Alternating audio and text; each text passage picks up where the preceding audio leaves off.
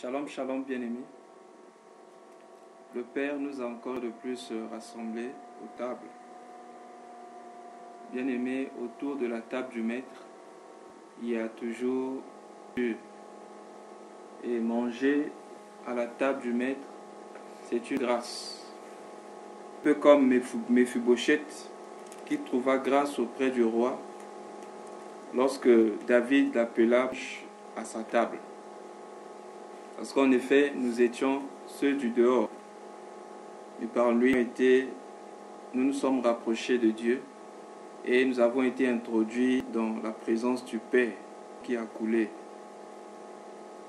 Et bien aimé, nous sommes richement bénis par l'enseignement. Bien aimé, Paul a donné ces 3 derniers jours un enseignement très dense et très profond. Je conseillerais aux bien-aimés qui n'ont pas suivi cet enseignement de repartir sur le mur. Car en effet, jusque-là, on a vu ça sur YouTube et Facebook parce qu'on avait pris du retard. Donc, au fur et à mesure, nous avons commencé par les messages. Nous mettrons aussi ce message. Mais nous pouvons toujours copier ces 3 derniers sur le mur Skype ici. Et ces messages concernaient les 3 choses à crucifier. Il s'agissait, je fais un rappel pour ceux qui n'étaient pas là, et pour nous rappeler aussi, il s'agissait du jeu, la chair et le monde. Le Seigneur Jésus-Christ, dans tout ce qu'il fait, il s'arrangeait à maîtriser ces 3 domaines. Maîtriser et crucifier, c'est qu'il dit, voici mon corps, le jour de la Sainte Seine. Cela est dit à ses disciples, corps qui est brisé pour vous. Pas qui sera brisé, mais qui est brisé pour vous.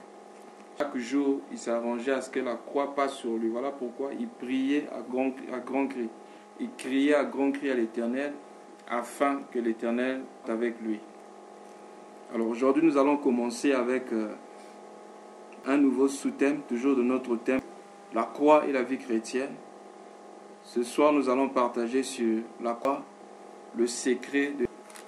Nous allons partager sur la croix, le secret de l'unité. Alors, nous avons un passage de base dans le livre d'Éphésiens. Éphésiens chapitre 2. Éphésiens chapitre 2. Nous allons prendre du verset 11 jusqu'au verset 18. Bon, au verset 19. Éphésiens chapitre 2, du verset 11 jusqu'au verset 19. Je lis la parole.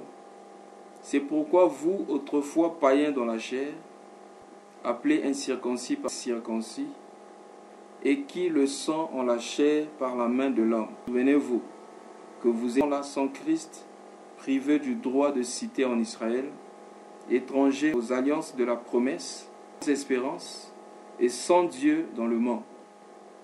Mais maintenant, en Jésus-Christ, vous qui êtes éloignés, vous avez été rapprochés par le sang de Christ. Ah, il est notre Père, lui qui des 2 n'en a fait qu'un seul, et qui a renversé le mur de la séparation, l'ayant anéanti par sa chair la loi des ordres de prescription, créant en lui-même avec les 2 un seul homme nouveau, et établissant la paix, et de les réconcilier l'un et l'autre en un seul corps, avec Dieu pour la croix, en détruisant l'inimitié. Il est venu annoncer la paix à vous qui étiez loin, et la paix à ceux qui étaient. Car par lui, nous avons les uns les autres auprès du Père, dans un même esprit. Amen. Donc nous avions dit que nous sommes en train de la croix qui est le secret de l'unité. Vous savez, lorsque nous lisons la parole de Dieu, en lisant bien la parole de Dieu, nous avons, depuis la Genèse jusqu'à l'Apocalypse, Dieu veut habiter des hommes. Dieu veut communier avec l'homme. Dieu veut que l'homme soit en présence. Dieu part de l'union. Dieu veut que l'homme soit uni. Vous remarquerez, lorsqu'il a parlé de ces choses dans Éphésiens chapitre 4, il dit, nous savons Dieu qui est au-dessus de tous, qui est parmi tous et qui est en tous. Chaque pas, dans chaque pas, dans Dieu, il est au-dessus de tous, comme notre Père, Dieu le Père, tous comme Emmanuel, le Fils de Dieu au milieu de nous, ensuite en nous comme le Saint-Esprit. Donc le désir est d'habiter avec l'homme. Le désir de Dieu est d'habiter dans l'homme. Le désir de Dieu est que l'homme vraiment attaché à lui. C'est très important. Maintenant, Dieu avait créé toutes choses. Dieu a créé les animaux, Dieu a créé les arbres, etc. Mais ces choses bien-aimées ne pouvaient pas être en communion avec Dieu parce que ces choses ne ressemblaient pas. Or, qu'est-ce que nous remarquons? À chaque fois que Dieu créait les animaux, les poissons, les oiseaux, Dieu parlait à la nature. Dieu disait, maintenant que les eaux, par exemple, donnent les poissons, que la terre donne les animaux, etc. Mais lorsque Dieu créa l'homme, Dieu dit, faisons l'homme à notre image. Faire l'homme à son image, parce que Dieu voulait que l'homme soit en collaboration ou que l'homme soit en communion, en union avec lui. Donc le but principe de la création de l'homme, c'était pas que Dieu cherchait un travailleur, mais Dieu créa l'homme pour que l'homme aborde dans sa présence. Vous remarquerez, Dieu avait pris Adam quelque part, formé Adam avant de le placer, afin de le garder et de le cultiver. Bien-aimés, même pour notre vie, le plus important pour Dieu, ce n'est pas le service que nous rendons à Dieu, mais c'est d'abord ce que nous sommes devant Dieu. Même le Seigneur Jésus-Christ, lorsqu'il choisit ses disciples, cela se trouve dans Marc 3, du verset 15. La Bible dit, étant monté sur la montagne, il en établit 12 pour les avoir avec lui, ensuite pour les envoyer, prêcher avec l'absence de guérir les malades. Le plus important, bien-aimé dans le Seigneur, c'est d'abord être dans la présence de Dieu, communion avec Dieu. Donc Dieu dit, faisons l'homme à notre image. Or, Dieu est un. Dieu est un, c'est le même Dieu bien-aimé qui est en trois également. C'est-à-dire, il n'y a pas de différence entre le Fils et le Saint-Esprit, parce que le Père, c'est lui le Fils, le Père, c'est lui aussi le Saint-Esprit. Il y a plusieurs dispensations, de plusieurs manières, bien-aimés dans le Seigneur. Lorsque Dieu crée, Dieu voulait que Adam soit d'abord en communion avec lui. Nous remarquons cela. Adam pouvait être créé le premier. Adam pouvait être créé le deuxième jour. Or, si Adam avait été créé le deuxième jour, le Seigneur, puisque Dieu travaillait, Adam certainement devait aussi continuer à travailler avec Dieu. Dieu va créer Adam, vous allez remarquer, le sixième jour, pas le matin, mais le soir du sixième jour. Pourquoi? Parce que le matin, Dieu avait créé l'animal. Pourquoi Dieu créa l'animal et l'homme le même jour? Parce que le second a une partie animale et l'homme. Qu'est-ce que je vais dire? Je ne suis pas en train de dire qu'il ressemble à un animal, mais je suis en train de parler de l'agneau de Dieu qui ôte le péché du monde. Donc il est fils de l'homme, il était aussi l'agneau de Dieu donné afin de délivrer l'homme du péché. Alors Dieu créa l'homme, l'homme était dans sa présence, l'homme communiait avec Dieu. C'est passé. Lorsque l'homme est tombé dans le péché, l'homme a connu la séparation d'avec Dieu. Et depuis lors, Dieu chassa l'homme du jardin. N'oublions pas, lorsqu'on parle du jardin, ici bien-aimé, c'est sort de Dieu.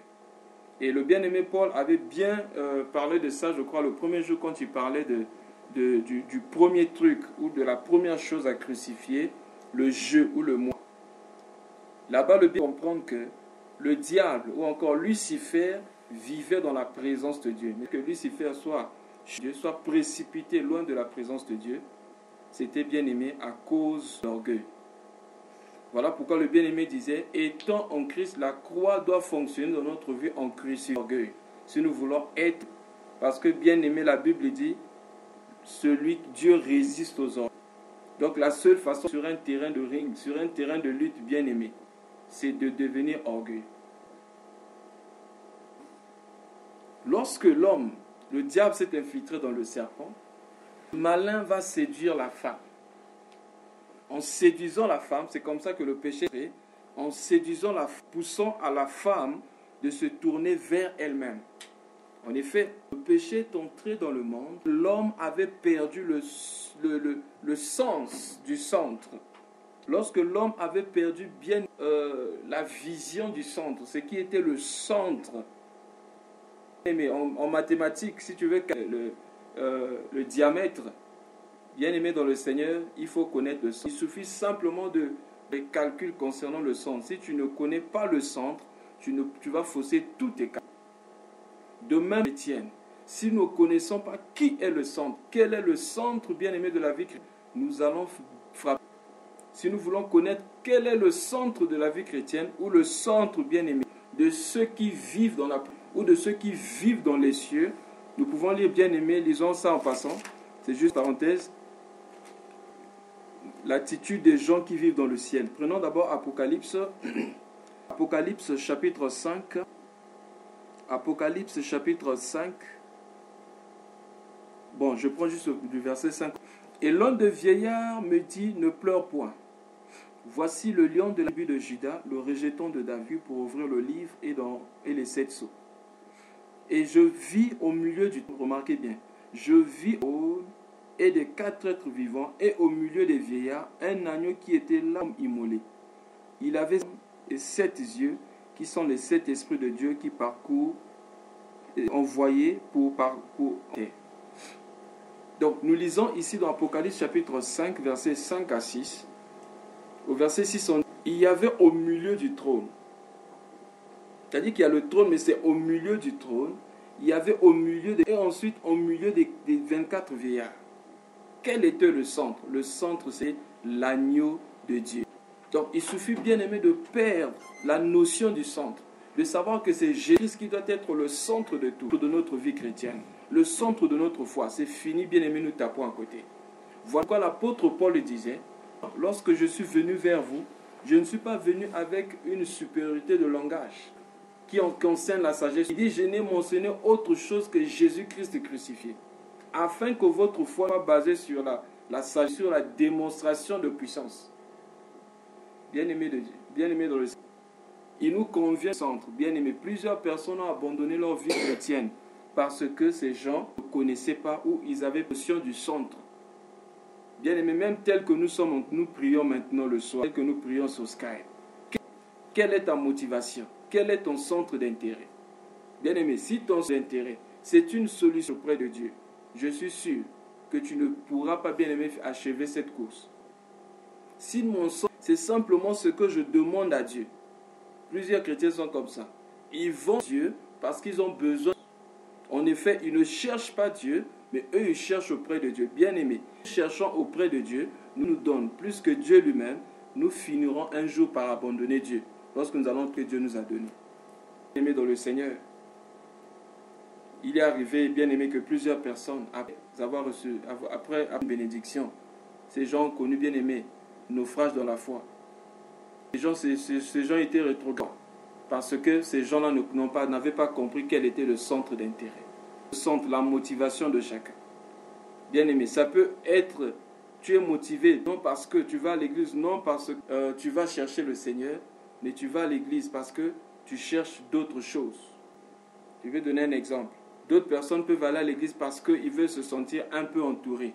Ils veulent se sentir un peu, comment on appelle ça, ils veulent des hommes. Ça, on en a vu, bien aimé. Ce n'est pas mauvais, mais faisons très attention.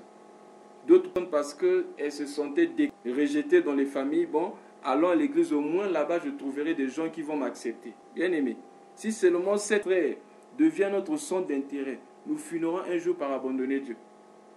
Quand vous voyez certaines personnes, j'étais une fois scandalisé. Bon, disons pas scandalisé, mais j'ai eu ce jour-là. Je suis allé voir un de mes cousins. Un cousin, quelqu'un qui avait commencé dans le Seigneur bien avant. Alors on avait commencé à partager. Et pendant qu'on partageait la parole, je me rappelle c'était en 2007, on partageait la parole. Pendant qu'on partageait la parole, il était très content. Il dit, j'ai été très béni par le message. Dis-moi, venir prier dans ton église. Et quand j'ai donné le nom de l'église, il était découragé. Il était déçu. Il dit, en effet, je prie là. Et il m'a expliqué un certain nombre de choses. Et bien aimé, Après avoir été avec lui, j'ai compris une chose. Quand il partait à l'église, ses yeux étaient fixés sur les hommes. Bien aimé, si nos yeux sont fixés sur les hommes, quand ces hommes, le Seigneur, nous allons abandonner. Mais si nos yeux sont fixés sur Jésus, quel que soit ce qui arrive, bien aimé, au milieu des hommes, dans notre foi. C'est pourquoi la Bible dit, maudit soit l'homme qui se confie de l'homme et qui prend comme appui la chair. Jamais sur les hommes. Les hommes sont flexibles. Appuyons-nous sur le rocher. Car quiconque ne sera pas confus. C'est très important. Jésus-Christ doit être notre centre. Alors nous étions la croix qui est le secret de l'unité. L'apôtre Paul présente ici l'union en Christ. Il nous explique qu'en effet, tout ce que nous c'est en Christ que nous l'avons reçu. Et qu'est-ce qu'il dit? Il explique d'abord parce que cette lettre a été adressée aux païens non-juifs. Dans Ephésiens chapitre 2, il explique, il dit, autrefois vous étiez dans la chair et vous étiez appelés incirconcis par ceux qui sont circoncis dans la chair. Paul va plus loin. Il dit, vous étiez même étrangers par rapport aux alliances de Dieu. Mais maintenant, verset 13, mais maintenant, en Jésus-Christ, vous y éloignés, vous avez été rapprochés par le sang de Christ. Ah, ça c'est très... Pour comprendre ça, allons prendre, bien aimé dans l'ombre, une prophétie qui parlait de ces choses. Dans Ézéchiel, chapitre 37, et nous allons lire du verset 15 jusqu'au verset 17. Ézéchiel, du verset 15 jusqu'au verset 17.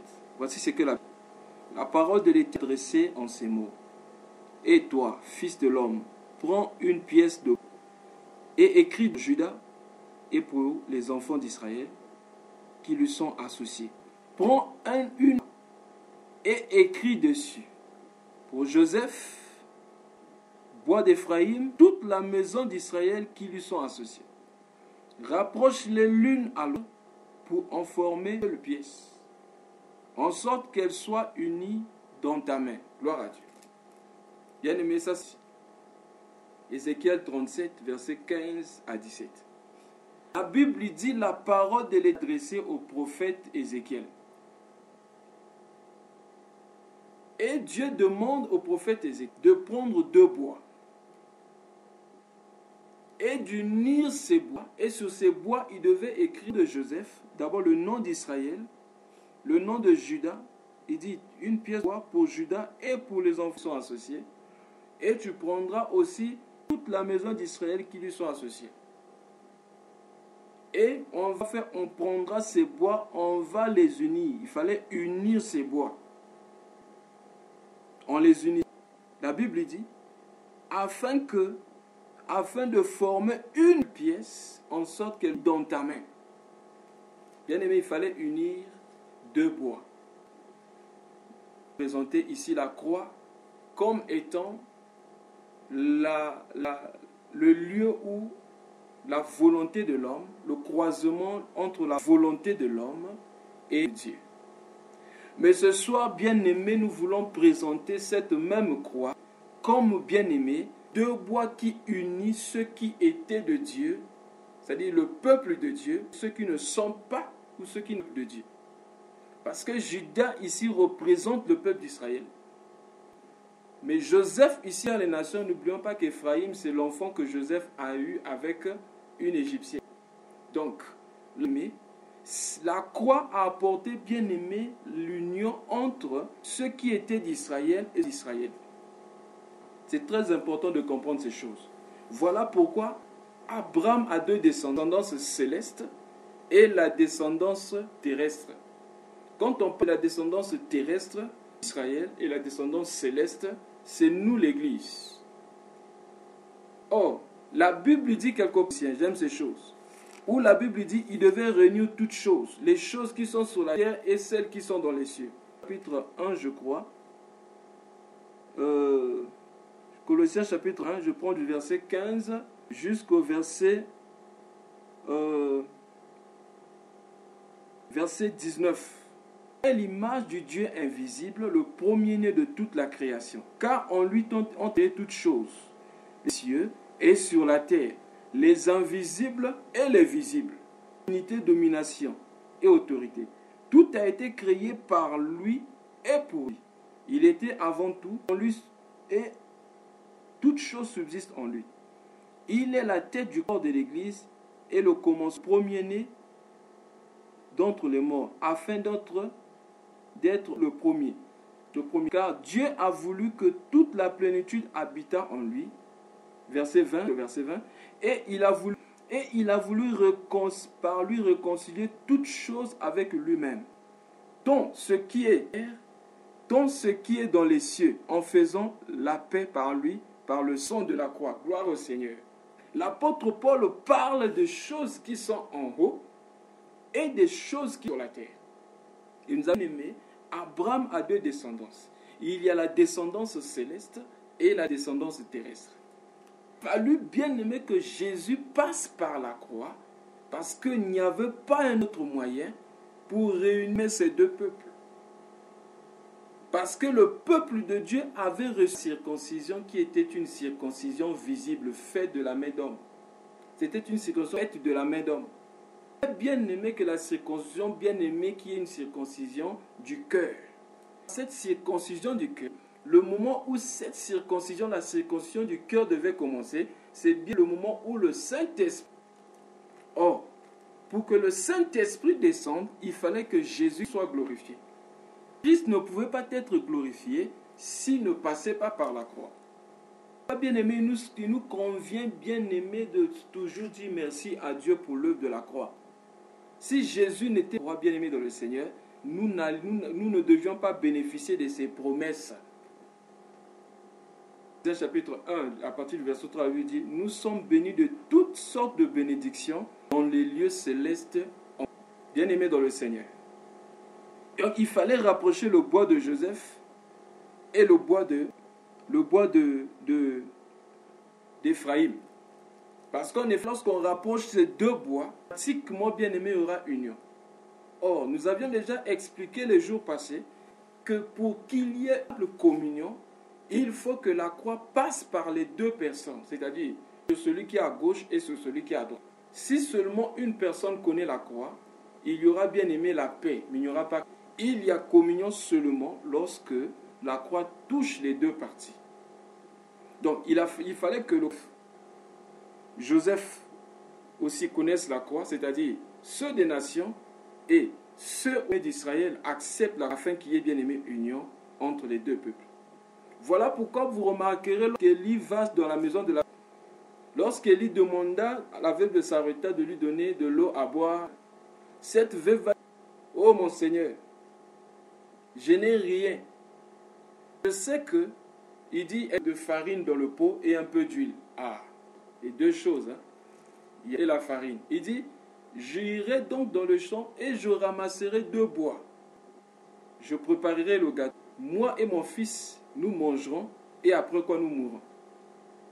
Parce que pour qu'il y ait communion, il faut qu'il y ait la mort. C'est la mort, bien-aimée, qui nous fait rentrer dans cette véritable communion. Si toi tu n'es pas mort et mort, bien-aimé, il y aura crash. Et si toi tu es mort, moi je ne suis pas mort, bien-aimé, ça ne marchera pas. Il y aura une personne va chercher la paix, l'autre personne a sa position. Mais si tu es mort et que moi je suis mort, c'est bien-aimé, il y aura la communion. Parce que la vraie communion se passe entre 2 personnes qui acceptent de renoncer à eux-mêmes. Oh bien-aimé dans le Seigneur. La croix, c'est le secret de l'unité. Avant que bien-aimé expérimente ces choses, il y avait tout le temps des problèmes entre eux. Et qu'est-ce qui se passe? La Bible dit qu'il y avait des discussions entre eux. Ils cherchaient à savoir qui est le plus grand. Pourquoi bien-aimé avait ces problèmes? Pourquoi chacun cherchait à chercher la grandeur? Pourquoi chacun cherchait à monter? Et à tout moment, le Seigneur rappelait que celui qui veut être le premier doit commencer par être le dernier. Celui qui veut être très grand doit être le plus petit. Mais les disciples bien-aimés ne pouvaient pas comprendre cela. Parce que la croix qui peut te faire descendre à devenir plus petit. Voilà pourquoi le Seigneur Jésus a dit, le royaume des cieux appartient à ceux qui sont comme les enfants. Et d'ici quelqu'un veut venir à moi, qui renonce à lui-même et qui se charge de sa croix, qu'il me suive. Bien-aimé dans le Seigneur.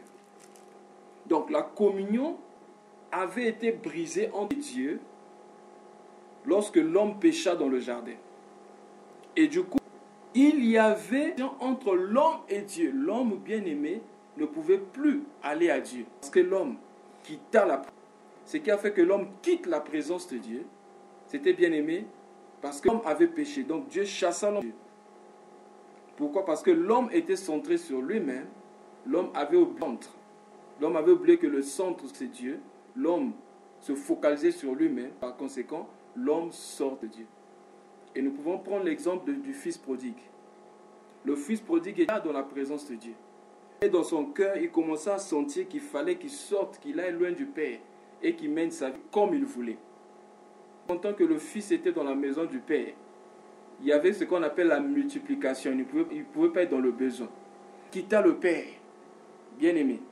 Il commença à se sentir besoin. Pourquoi? Parce que lorsque Dieu, il y a le principe de la multiplication. Dans la présence de Dieu bien-aimé, nous n'allons jamais manquer de quelque chose. De Dieu bien-aimé, ce que nous avons va s'épuiser. Alors, le fils est parti loin du Père, à se sentir dans la galère. Et finalement, il était devenu très pauvre. La chose que le fils devait faire, c'était de revenir vers le Père. Qu'est-ce qui a poussé au fils de revenir? La Bible dit, étant rentré en lui-même, il a commencé à réfléchir. Les serviteurs de mon Père ont de la nourriture en abondance ici. J'irai vers mon Père, je lui dirai toute la vérité. Ensuite, je demanderai à mon Père de me prendre, ne fût-ce que comme son serviteur. La Bible dit, lorsque le fils revint, le Père était déjà à l'extérieur, le Père l'attendait. Le Père l'a embrassé, le fils, bien qu'il s'ait repentance, bien aimé, le Père a montré sa miséricorde. Bien aimé, le Père n'a pas à demander à son fils. Mais qu'est-ce que le Père dit? Mon fils que voici était mort, mais il est revenu à la vie. Dans Éphésiens chapitre 2, que nous étions tous morts à cause de nos fautes. Chapitre 2, à partir du verset 1 jusqu'à 2. Vous étiez morts par vos péchés, dans lesquels vous marchiez autrefois selon le train de ce monde, selon le prince de la plaie, l'esprit qui agit maintenant. Nous étions morts. Celui qui n'a pas Jésus, quelle que soit sa bonne santé, il est mort spirituellement. Et lorsque nous revenons à Dieu, c'est bien aimé, être restauré. C'est là que nous recevons la vie. C'est pourquoi la Bible, 1 Jean chapitre 5 verset 12, le Fils a la vie et celui qui n'a pas le Fils n'a pas la vie. C'est lorsque nous revenons à Dieu que nous obtenons la vie. Alors, comme Père, qu'est-ce qui s'est passé? Le Père dire à ses serviteurs d'apporter une belle robe et de vêtir le fils. Pourquoi la robe? Parce que pour vivre dans la maison, il faut être caché de sa nudité. Cet habit bien-aimé, on ne peut pas vivre dans la présence du Père. En effet, c'était l'ombre des choses à venir. Jardin d'Éden, lorsque Adam et Ève pécha, la Bible dit que Dieu avait fait à l'homme et à la femme de la peau d'un animal. Pourquoi? Pour cacher leur nudité. Donc de même, le fils prodigue, lorsqu'il est revenu à la maison, Dieu, plutôt le Père, va demander de donner une nouvelle robe. La robe là, bien aimée, c'est ce qu'on appelle la justification. Nous avons la Dieu, non pas à cause de nous, mais à cause, grâce à ce que Jésus-Christ a fait à la croix. Par la croix, il a détruit, bien aimé, le mur de l'inimitié. Non seulement entre nous et Israël, mais aussi nous et Dieu. Parce que c'était impossible que l'homme puisse aller vers Dieu. Dieu est passé par la croix, comme on l'a expliqué ici la fois passée, que le chemin qui conduisait à l'arbre était bloqué, était fermé parce que Dieu avait placé des anges qui avaient l'épée pour empêcher, qui faisaient tout le temps mordre l'épée pour empêcher aux hommes d'aller vers l'arbre de vie. Donc il fallait que quelqu'un se blesse à notre pour que bien aimé nous puissions avoir accès bien aimé dans la vie, dans l'arbre de vie. Il dit si quelqu'un venir à moi, il doit passer par là. Si tu ne veux pas être blessé, si tu ne veux pas que cette épée qui nous libère de la chair, qui nous libère du monde, qui nous libère du moi, passe sur toi, mais tu n'as pas de place dans la présence. Oh bien-aimé dans le Seigneur. Nous étions bien aimés ennemis de Dieu, mais nous avons été justes par le sang qui a coulé à Golgotha. Donc le secret de l'union avec bien aimé dans le Seigneur. La Bible dit nous sommes morts avec lui et nous ressuscités avec lui et nous sommes assis avec lui dans les airs. Pour connaître la résurrection, il faut connaître la mort. Sans la mort, il n'y a pas de résurrection. Et pour mourir, nous devons mourir avec Christ, nous identifier à lui dans sa mort, afin de voir Dieu. Car la Bible dit qu'il a inauguré la route royale. Il a inauguré, bien aimé, ce chemin par le voile. Bien aimé, il n'y avait pas un autre moyen. Il fallait, bien aimé, passer par là, la croix. C'est pourquoi la Bible dit ici, encore le verset 13 de Ephésiens chapitre 2, maintenant, en Jésus, vous qui étiez éloignés, vous avez été sang de Christ. Pourquoi? Parce que le sang de Christ nous tout péché. C'est pourquoi la Bible dit, si nous confessons nos péchés, il est juste. Dans 1 Jean chapitre 1, le verset 9. 1 Jean chapitre 1, le verset 9. Si nous confessons nos péchés, il est juste et nous pardonner et pour toute iniquité. Donc, lorsque nous confessons nos péchés, bien-aimés dans le Seigneur, nous sommes pardonnés. Lorsque nous confessons nos péchés de tous nos cœurs, nous sommes pardonnés et nous sommes justifiés de vous. La justification, bien-aimés, c'est une grande bénédiction. Justifier signifie être juste devant Dieu. Donc, nous sommes justes comme si nous n'avions jamais péché. C'est ça la différence entre Dieu et les hommes. Quand Dieu nous pardonne, nous sommes réellement pardonnés et nous devenons devant comme si nous n'avons jamais péché. Donc le casier judiciaire devant Dieu a été bien aimé et vide. C'est-à-dire, c'est vide. Et c'est ça, bien aimé, la justification. Et pour connaître cette justification, il a vu Christ. Et par Jésus-Christ, bien aimé, nous avons la paix avec Dieu. Voilà pourquoi la Bible dit ici, car il est notre paix. Lui qui des deux n'en a fait qu'un, et qui a renversé la séparation. Bien-aimés dans le Seigneur. Christ, nous avons justifié devant Dieu. Nous avons été pardonnés devant Dieu. Et ça, c'est le travail de Dieu. Mais quel est maintenant notre travail? Un jour, Jésus était en train de manger d'un pharisien qu'on appelait Simon le lépreux. Et pendant qu'il mangeait, la Bible dit qu'il y avait une femme qui était venue, qui était venue de derrière, qui commençait, elle pleurait et elle essuyait les pieds de Jésus avec ses larmes en utilisant ses cheveux. Alors Simon, de là où il était, il a regardé et dit non, si cet homme-ci était vraiment prophète, il allait savoir de quelle nature est cette femme, parce cette femme était une pécheresse, elle était prostituée. Quand Jésus regarde Simon, il dit Simon, pourquoi as-tu de telles pensées dans ton cœur? Et pour donner un enseignement concerne aussi aujourd'hui, Simon va dire, et plutôt, le Seigneur Jésus va dire à Simon, il dit, il y avait deux qui devaient de l'argent à leur maître. Il dit, il y a un qui devait, par exemple, 5 000 $, mais il y a un autre qui devait plus 10 $. Il va décider de ne plus reprendre cet argent. Il dit, ok, je vous ai pardonné, ne me remettez plus cet argent.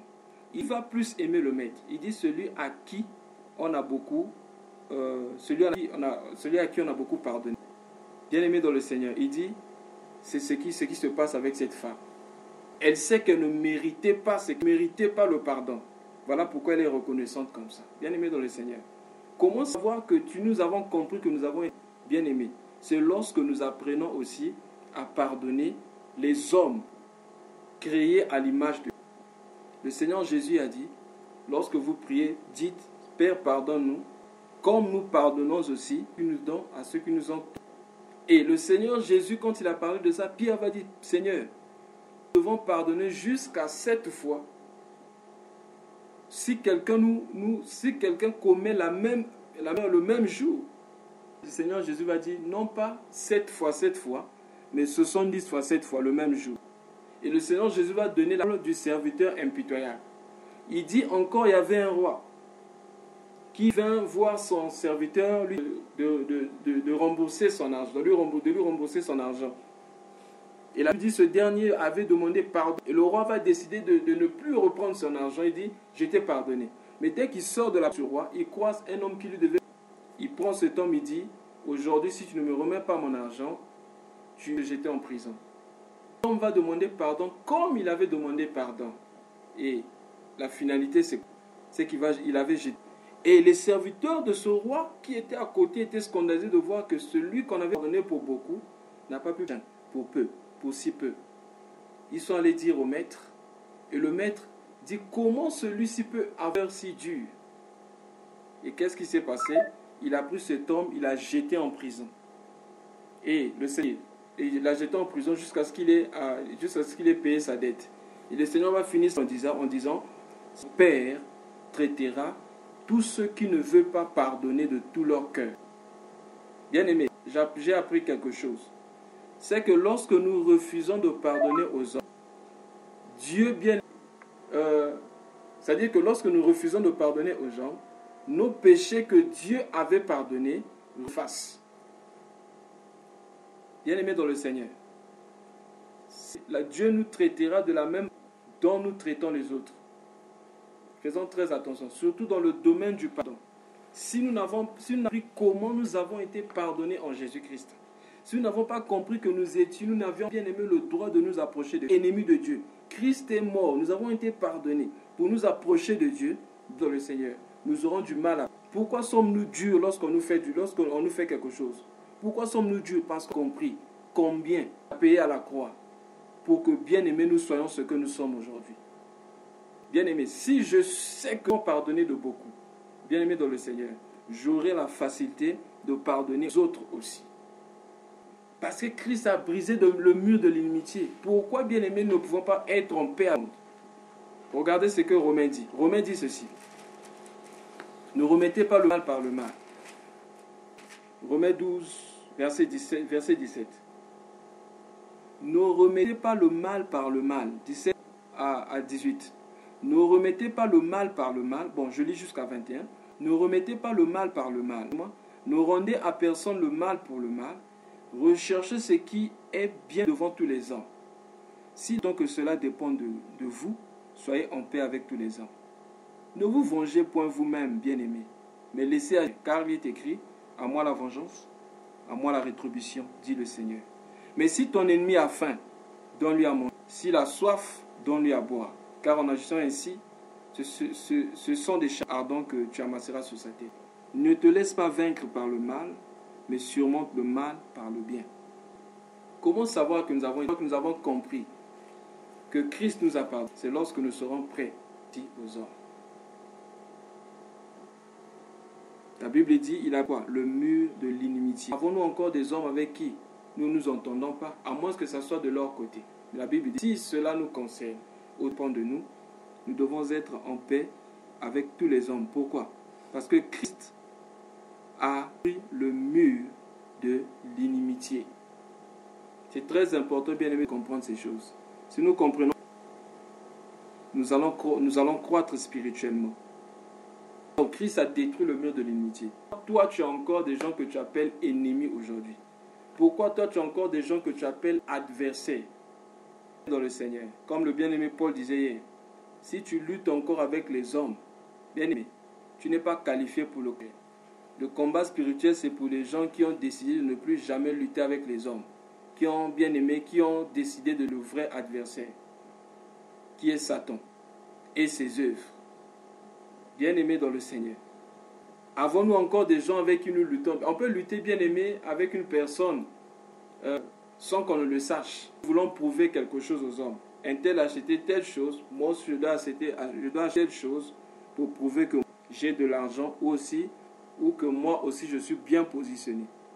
Même des enfants de Dieu qui luttent sur vous. Moi, je n'ai jamais compris ces choses. Comment vous pouvez, vous luttez, on utilise les versets bibliques, bien aimés, même craindre le Seigneur. Vous voyez des gens placer des versets bibliques exprès parce qu'ils veulent faire quelqu'un. Oh, bien-aimé dans le Seigneur. La Bible dit, tu ne prendras pas le nom d'Éternel en vain. Son nom, on ne doit pas jouer avec la parole de Dieu. Faisons très attention. Nous devons cesser, bien-aimé, avec les luttes. Pourquoi? Parce que nous avons compris que le mur de l'inimitié avait été le mur de l'inimitié a été croix. Nous arrêter. On va continuer prochainement pour parler de l'union par la croix. Que le Seigneur nous bénisse.